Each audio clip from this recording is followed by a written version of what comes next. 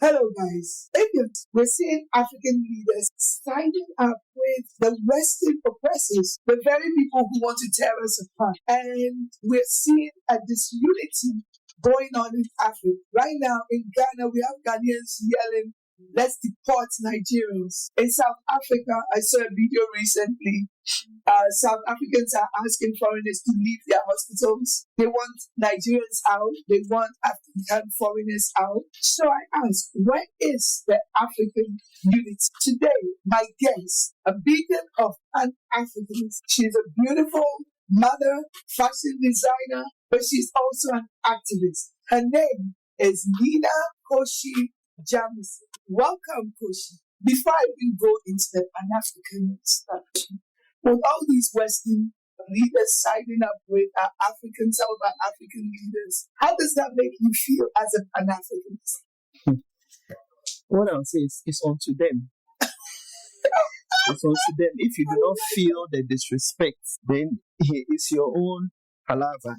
Pardon my French. That's okay. But basically, I think that Africans need to wake up. African leaders need to wake up. I don't know why the disrespect does not bother them. Mm-hmm. And it's time that Africans start looking within themselves and we start looking out for ourselves. It's like they're not bothered by the disrespect. Mm-hmm. They come meet Western leaders, and next thing you know, it's like they're selling out Africa. Yes. They're selling out their countries. You didn't feel it? You didn't feel the disrespect? What happened to good old African pride? That bothers me and infuriates the heck out. One thing that we have to understand is that we are very colonized where we are coming from. We use that word, but we don't really understand it. I think it was Kwame Nkrumah that said, be careful of the colonized mind. The colonized mind is very, very dangerous. They will betray you in a heartbeat. I agree. And colonization taught us me, myself, and I attitude. I believe that's a self-interest, That's what colonization taught us. Right. Because when we were under the British rule, they were me, myself, and I for their kind. So being under them and watching them is something that we picked up. But we didn't recognize that me, myself, and I was towards blacks. But when it came to themselves, they were not me, myself, and I. They were community when they came to themselves. But when it came to the black man, they were me, myself, and I. So the black man that they gave privilege to started to behave like them and look at his own black people, savages and inferior to who they were because of the privilege that they have. And if you look at it, the classism it's still very present to this day.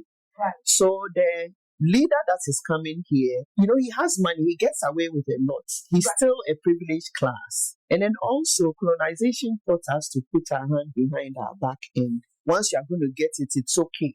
Right. But some of us that are in the diaspora that have decolonized to an extent, not fully, but we are decolonized to an extent. We are able to detect and sense the disrespect. And that is where it comes from. Hey, I like that. Because, you know what? People still don't get at this, under that colonization mentality. Yes. We're still, yes, sir, massa. It is so bad. Now, let's get with a big question. When you hear calls from, Ghanaians to deport Nigerians because of alleged crimes, many Ghanaians see this as a law and order issue. Others see it as a dangerous attack on African unity. Let's deport Nigerians. What do you think? What do you say? Nigerian that is committing crime. There's a countless Nigerians that are doing good. So the question is it fair to say Nigeria must go? The reason why I say that is there are other nationalities in Ghana that are committing crime. So for instance, recently, there's this drug epidemic that's been happening in Ghana that was linked to India, to Indians that are bringing this pill that is called red. But with all that, I didn't hear India must go. Now, let's break it down as well that you have Lebanese in the country, first of all, are very, very disrespectful, that are business owners that really, really look down on Ghanaians, pay them really bad wages, or allegedly some of them have been involved in criminal activities like money laundering. They are not paying their taxes. They are dodging. They are bribing our officials. And they are on the upper echelon of things. I'm not hearing Lebanese must go or Syrians must go. I'm not hearing Indians must go. Let's not forget the Chinese. The Chinese that are aimed in very popular in Galamsey that has ruined our waters. I'm not hearing Chinese must go. I'm not hearing the outrage. I hear people upset with Chinese, but it hasn't been with that tagline, Chinese. So you're going to get me into trouble with this one. You're going to get me into trouble with this one. I don't want you to get in trouble. You're an activist. And I love you because you speak the truth. You call it as it is. Yes. You don't sugarcoat it. No. We don't do that. Yes. Thank you. Look, this whole Nigeria must go, I don't agree with it. I don't agree with Nigeria must go. It hasn't helped us in the past. And the fact that you're going to demonize an entire country or an entire nation, I think is very, very wrong, especially with someone who I live outside of my homeland. I kind of see this kind of discrimination and xenophobia towards us. So I can empathize when another African brother or sister is going through this kind of, I wouldn't say we haven't reached the xenophobia, so, but to the extent, a degree of oppression. A degree of oppression, so I can empathize with that. First of all, where's the data to show that Nigerians are the ones causing majority of the crime? Because I would say yes, there are Nigerians in Ghana that are involved in crime. Yes. There's theft, there's fraud, there's prostitution, and all that. But for every one Nigerian that is involved in criminal activities, you have a numerous amount of Nigerians that are doing very good business in Ghana. I don't see how you can have this blanket statement for an entire group of people and tell them that they must go. First of all, they are different, like you said, there are different groups of people in Ghana that are causing crime. Recently, there was this drug that had come to Ghana. It was they called it red or something. There's this drug that came to Ghana, and you see these kids in, I think Kumasi, don't quote me if I'm wrong, but Kumasi or other areas, and these kids are high on red. And allegedly, it's being imported through pharmaceuticals by the Indians. But I've not heard anything about India must go. Now let's go to the Syrians or the Lebanese. On the upper echelon of things, there are Lebanese people causing crime. In fact, they have cartels to the extent that if you, a Ghanaian, you want to import, let's say, sugar. Let me say allegedly so that we can protect this. Okay. But if you, a Ghanaian, you want to import sugar, right? At one point, there was a whole mafia at the ports. Lebanese people that they will sideline you in a heartbeat. And not just that, allegedly, they are also involved in bribing the politicians, all kinds of crimes, money laundering, and also they are also very disrespectful towards the workers, towards the Ghanaian workers. But I'm not hearing Lebanese must go. So why is Nigeria being picked on that they must go? I do agree there are people from Nigeria that are causing problems, but they are not the root of the problem, because we've done this before, where under the Aliens Compliance Order under Buzia, he kicked a whole bunch of Nigerians out of Ghana. I think it was 1969. And it wasn't only Nigerians. There was the Ewe Togolese and also some Burkina Faso. But the majority of them were Nigerians. And there were over 150,000 Nigerians, with the rest 50,000 mixed other African countries. It didn't help us because at that time, they were in farming, they were into artisanal work, they were into trading. So when they left, the economy felt flat because there was labor shortage. You can't get the people to do the job. And also, prices apparently went up 30 to 40%. Around that time too, Ghana, a lot of our revenue came from cocoa. Yes. And a lot of them were farming cocoa in Ghana. So they were helping us in a way. Buzia brought this Aliens Compliance Order, and up to today, we are still paying for it. Nigeria then retaliated 1983. So For me, I'm not for it. What are the solutions? Why is there crime? Who is in charge of catching criminals? Are they also involved? Are they taking bribe? The immigration officers, are they doing their job? Who are you letting in? Are you checking that documentation and all that? So for me, let's go to the root of the problem and solve it. Yes. I get what you're saying. And the thing about Lebanese monopoly, I know people who've experienced it. Wine importers, wine suppliers find out they're blocked because the Lebanese have monopoly over that. And the government allows them to. So it starts from the top. When it comes to you want a contract from the government to supply certain goods, they'll give it to the Lebanese, they'll give it to the Chinese, they'll give it to the Indians, and forget about the Africans. Now, this thing about let's deport Nigerians, about the labor force, it's a bit like what's going on here, isn't it? Yes. Trump wants to get rid of the Hispanic communities, but a lot of them are what? Helping the farmers. So what's going on right now? We will see that in Ghana and even worse because Ghana is a developing country. If we do this, I have a lot of people who own businesses who have indicated to me, I'd rather hire a Nigerian or a Sierra Leonean or a Ivorian than a Ghanaian. Why? Because they say the Ghanaians commit so many crimes, theft. You can't trust them. It brings me to this. A country like Ghana balance protecting its citizens from crime while avoiding stereotyping and targeting entire African communities. Obviously, do you think mass deportations of Nigerians from Ghana would undermine the Pan-African movement? Of course. Of course. Ghana is the headquarters of Pan-Africanism. So if this is our behavior, then forget it, because I believe spiritually Ghana is the gateway to Africa. The way the slave trade was booming out of Ghana, this was the door that they went out of, and it's going to be the door that they come through.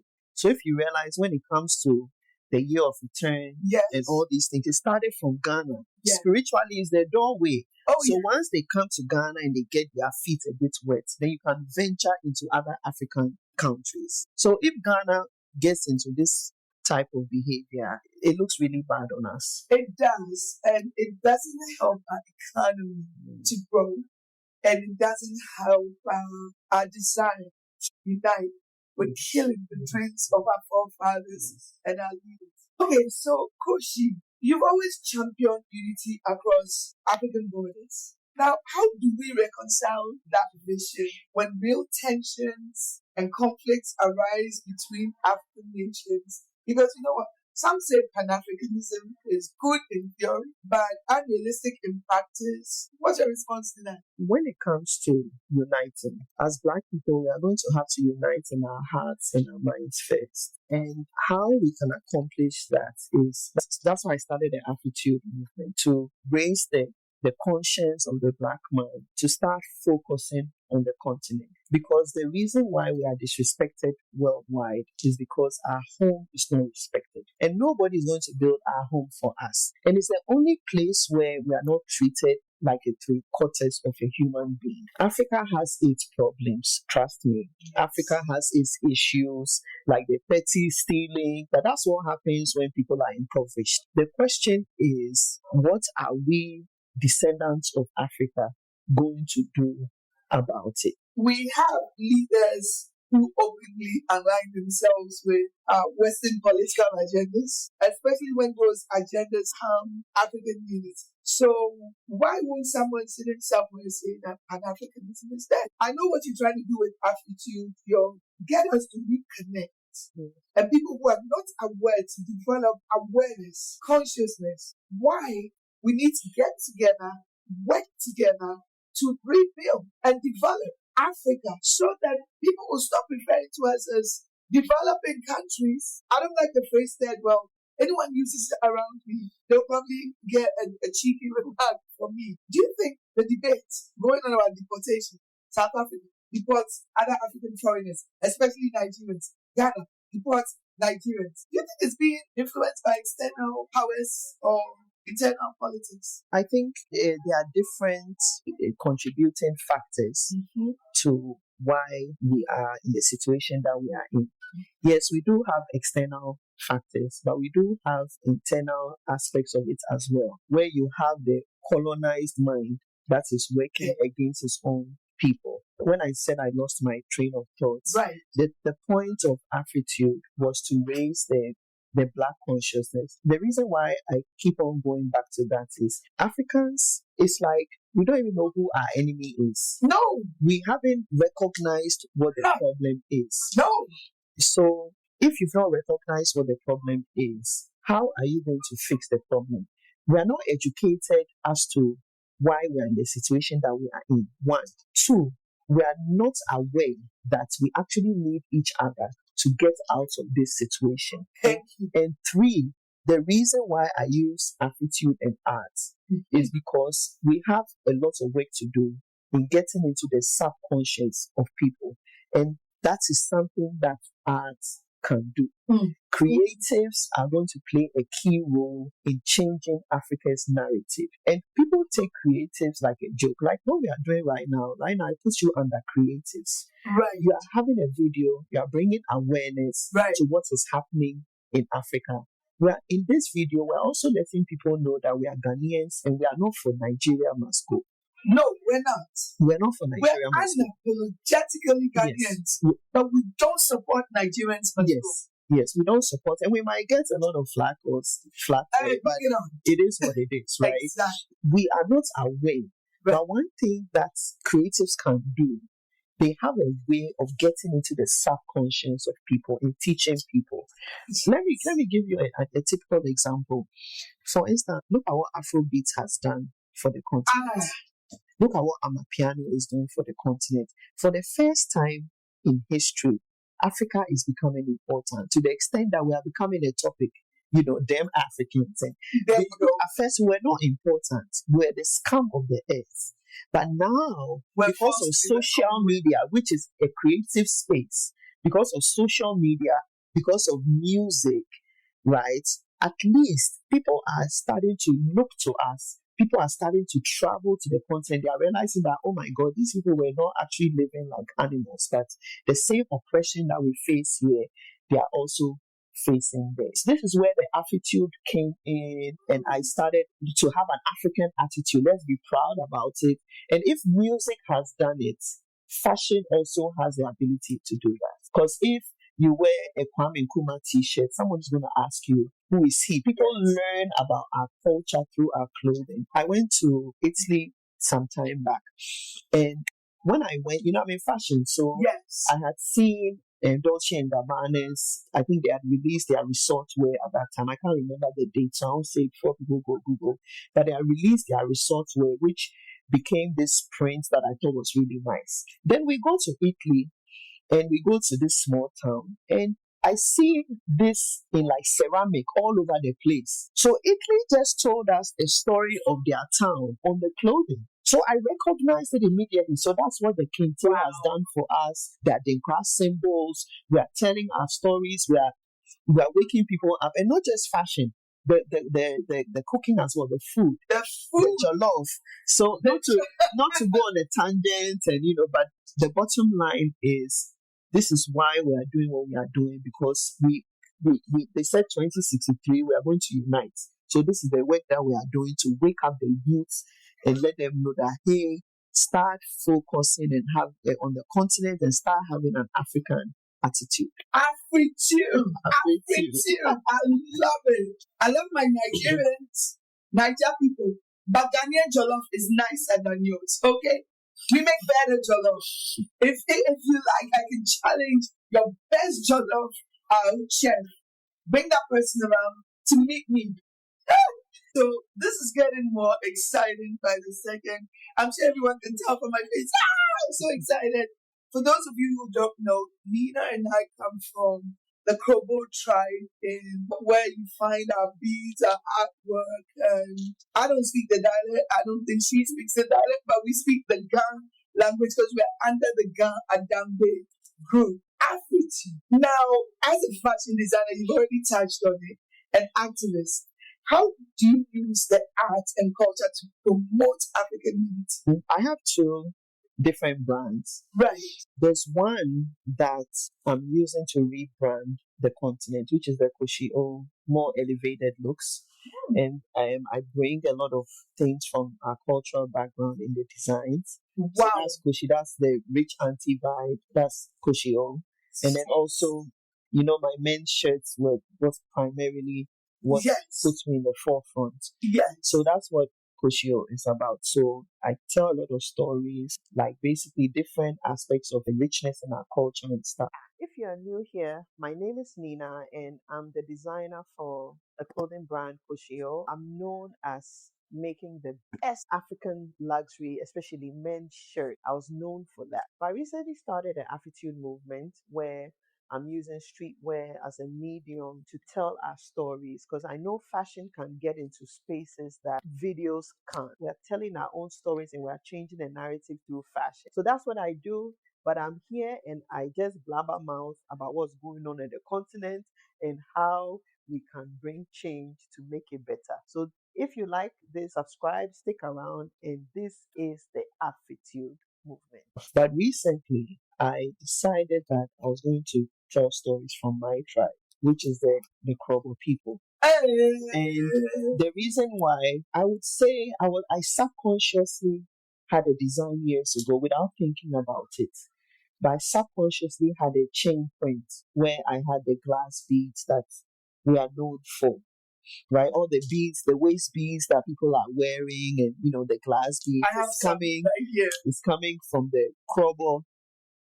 It's coming from the Krobo tribe. Yes. Recently, I decided that I was going to take that print and just have different ways of it to tell stories from the Krobo people. So I actually took a trip to Odumase. You went to Odumase? Yes, I'm from Somaya, but we're still with the same people. Yes. What? I went to Odumase and I went to this place where they are making the glass beads, like a mini factory.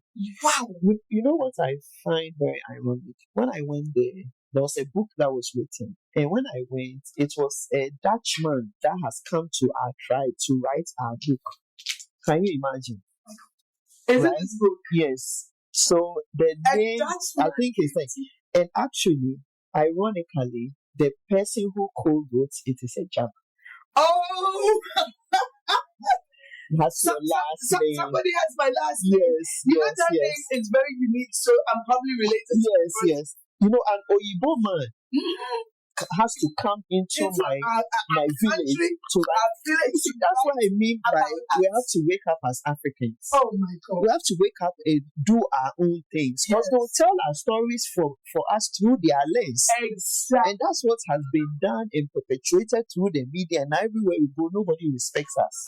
It's always about the kids with the flies on the face. Yes. They look emaciated, they look undernourished.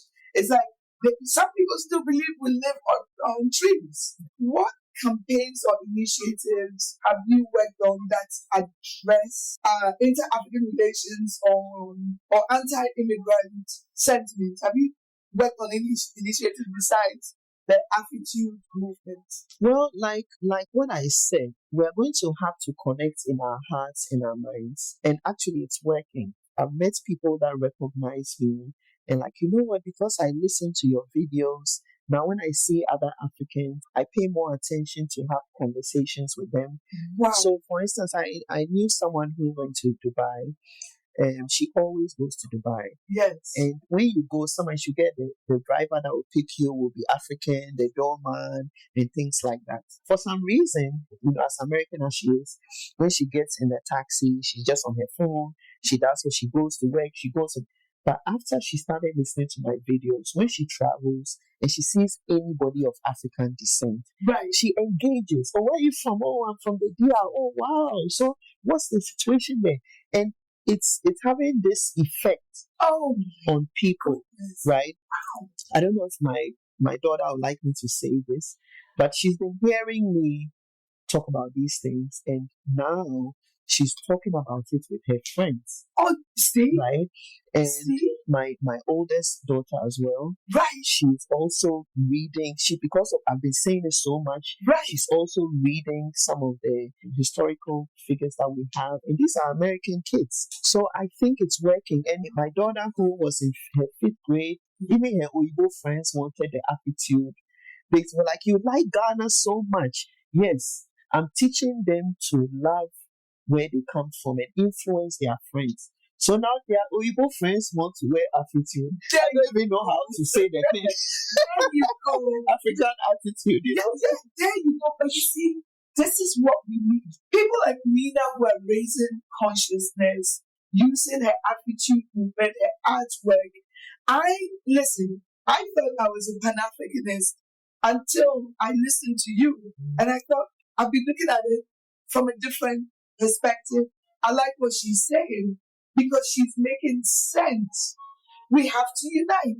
There are people who don't know much about Africans. When I was thinking about my podcast, I thought, okay, cultural fusion. What about it? How am I going to use my voice and my podcast to teach people about Africa?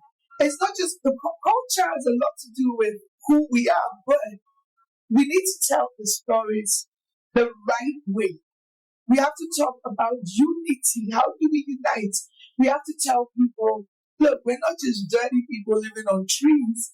We come from a place where we have rich resources. We have all kinds of things that can help other continents, but we don't use them. It's like we're stuck. But I like the fact that you're teaching your children and they're teaching their friends because they're born and raised here. They don't know anything. And remember my video about cultural fusion? If you don't take them back, if you don't educate them, if you don't teach them about where they're from, who's going to do that? Someone's going to tell them something different and they're going to lose who they are. But I want you to go tell me more about the campaign. There are 3 layers to what I'm doing. Right. The first one is the fashion aspect, where I'm using to tell our stories and raise the Black consciousness. But there's also a layer of economics as well, because we can't just sit on camera and be talking plenty. Yes. So economically, we empower ourselves through, because Pan-Africanism and what we are doing can be a very expensive feat. Oh, right? Yes. And I'm not one that I'm comfortable to sit on camera and be asking for donations. I don't believe in that. Right? I do that for my foundation. Yes, but that's different. Yes, that's very different. But I don't know how to do that. Right. So what I decided to do was to use my craft to be able to raise the monies to do the work that we are supposed to do. Wow. And I know how powerful fashion is. Mm-hmm. Like, fashion can change. I'll give you an example. Brunello Cucinelli. Right. He was born in a small town in Italy. Right. Solomeo, Italy. He was born in a small town. He didn't grow up with plumbing and lights, like how some of our people have that kind of situation. Yes. Right? But with his brand, Brunello Cucinelli, he has invested about 900 million euros and has developed his own town in his city in Italy. And this is the economics of it that I want to teach. But then I was mentored by Franca Susani, editor-in-chief of Vogue Italia. Wow. And when she came, at that time, this was over 10 years ago, when she came, I didn't understand what she was trying to do. Right. She just says fashion to develop Africa, fashion to develop Africa. I didn't get it. So another layer of this is I'm going to video this thing and bring people behind the scenes on how we are going to connect the continent in bringing fashion pieces together. Because every country has something that they are great at doing. You're right. For instance, I go to a fashion show. When I say African luxury wear, they can't phantom Africa and luxury together. Meanwhile, all of them are bragging about using Egyptian cotton. The last I checked, Egypt was in Africa. Thank you. So these are the kind of stories that we want to display. Right. So for instance, I get fabric from Egypt or Burkina Faso. Right. You get the tailors from Abidjan. I'm going to teach people and the youth how we are going to connect and grow economically and make money economically. Yes. Because if I come to Ghana and have a boutique in Ghana, it's only 30 million people. Yes. If I have access to selling to everybody on the continent, I don't need America. Mm-hmm. This is another layer that I want to display it publicly for people to see. And then when you also get the money as a black man, it can't be about private jets and these things. We have a lot of issues. How are we going to follow what Brunello Cucinelli did to rebuild our cities and our villages with our arts and our crafts? Because you get a lot of Afrobeat stars here, they are doing great, but now it's become if you have to see when you spend, you have to trace who is the money helping. Yes. Who is the money helping? Yes. So lately I'm trying to even reduce the brands that I have. Oh. Right? Like the shoes that I have, I bought from a Nigerian brand. Wow. I have this top from here. This is just a plain pants that I'm not going to say who it's from. Right. But this is how we have to start thinking. Then I have my gold as well. Right. Gold is I feel like everybody going to Ghana must buy some gold. Stop spending on these bags. You know what I'm saying? These buy some gold. $200, you get yourself some nice gold, and So these are the layers. I love that. Layers. So it's not just raising black consciousness. The first one is to bring togetherness. So that's why I do the activism video, bring awareness, and it's also, I believe sometimes it's very selfless because I put myself out there politically. Yes. I went viral for calling out some politicians, and you people are saying me of return. People are saying come back home. And then when they come back, there's some rot and some bad behavior that's going on. I'm going to call you out because it's going to embarrass my brand. Exactly. Where I'm sitting online telling people the country is beautiful, and then when the people come, the behavior is bad. So they are just different layers to what I'm doing. Yes. Oh, you know what? You've stumped me for once. I don't even know what to say. I love this. It's called reinvesting. You're investing in Africa. Yes. You're taking the poverty out, even if it's $1 at a time. Because if you're going to train them, you're going to help them reach their fullest potential using art. So, creating what's his name? Brunello Cucinelli's his approach to fix where he comes from in Italy. Why can't we do that? And that's investment. I made a video not too long ago. They don't like it when we talk about the ills that we see when we go back. And that irritates me because we're telling people come to Africa. We're telling people we're on a global stage. We're reintroducing Africa. And then you're telling us we have no right to say anything. But we're investing. We send money back. I have a foundation where I decided I'm not going to just give money to people. Let's say I go to a village up north. I've adopted a school. I'm not just going to help them with books and blah, blah, blah. I want them to think of something sustainable. If it's farming, if it's share butter business, if it's whatever it is that they can do, they can come together. And then we put money into it, and then what? They can work for themselves and sustain it. Because we have people coming in, they take our resources, our produces, our beautiful beads, and then they go get money from it. And then people in Ghana still begging in the streets. No, we can't have it. I love your approach. Yeah, I hope we took this in. So, as we're coming to a close, I don't want to end this. Your mother, your wife, you have 4 beautiful kids. How do you manage all of that? Auntie, Koshie O, investment plans, mother, wife? How do you do it? I would say it's not easy. Okay. It's not easy to do. Sometimes I feel like I'm being pulled in so many different directions. Right. But when you are doing something, there has to be a hierarchy of importance. So for me as a mother and a wife, that comes first. Because to be chasing things outside of your home, if your home is not in order, how are you going to put a country or put other people in order? Thank you. So the home comes first.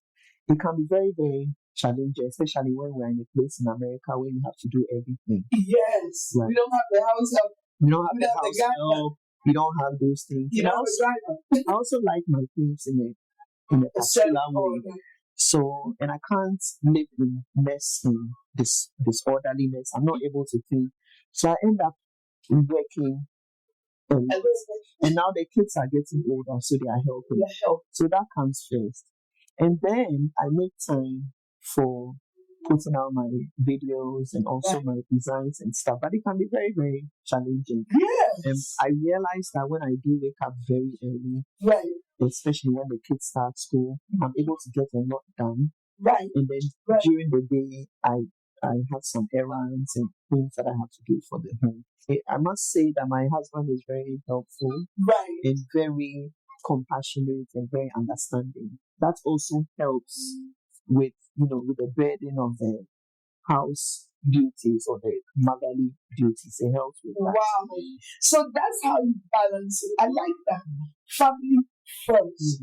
And then the others coming, but you have support from your loving husband and from the children. So that helps. I can give you a little story of how I came to that Right. balance. I can just give you a little story Go to ahead. add some excitement. Yes. When I was distributing in stores, Right. I had my fashion brand and I was distributing in stores and stuff.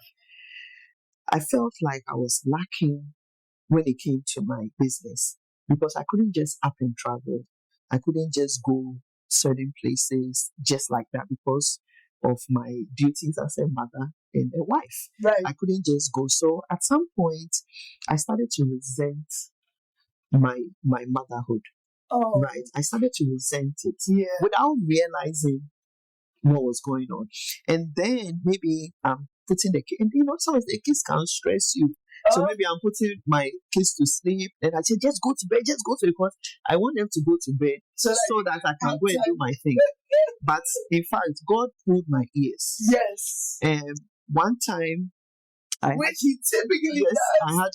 I had my nanny, and I was having someone to pick up my daughter from school. Right. Because a nanny couldn't drive. So I was having someone pick up my daughter from school and keep my daughter home. And then when my husband is coming home, he'll pick her up and all that. So that was my idea. Right. So I got on a plane. Tell me why I went and watched Whitney Houston's movie. Oh. And when I watched the movie, her mother was traveling. She was a singer. Right. So she was going from city to city. Yes. And she would leave Whitney with her family. And she was chasing her dreams of her backup singer. And unfortunately, when she left Whitney was SA'd by her auntie, allegedly SA'd by her auntie and her cousins. No. So that was the Whitney that we saw. With the drugs and all these things that she was doing. So imagine I'm planning to leave my daughter somewhere. Yes. Right?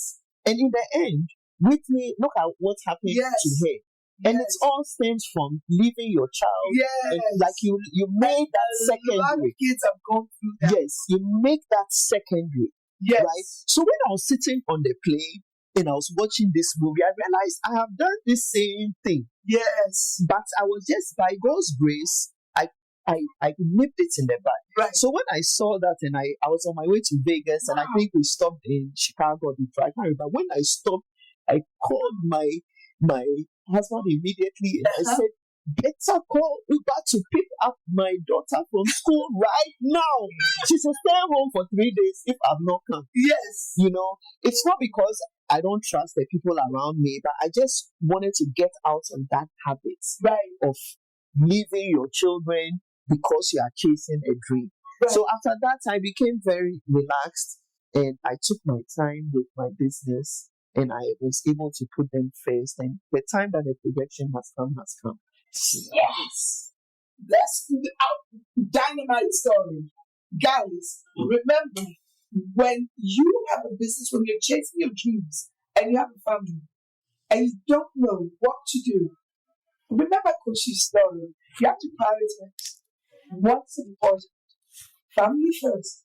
Because when you're home, it's not safe, it's not happy, it's not comfortable, the business will not succeed. As we come to an end and close to this, we could go on for hours. Beautiful conversation from two Krobo girls. And we both have the gap tooth that y'all don't like in America. You keep asking me to close it. I'm not going to close it. You see that? Where we're from is a sign of beauty when you have this. Okay, so I like it when you end your show. What's your call to action for African youth when it comes to unity and mutual respect across borders? What are you going to say? I want you to say, I love that. Usually when I say this statement, it means I've ruffled some feathers. We will do that right now. So I ruffled some feathers, and I'm like, this is the attitude movement where we bring what is done in the dark to light. Peace out. It's a chat with Auntie today, where I like to poke people where you get the truth. I always have people here speaking the truth. They're very direct and they don't sugarcoat anything. Check us out. Subscribe, share, like, come and talk to us. Be polite about it. Duh. Okay, take care. Peace.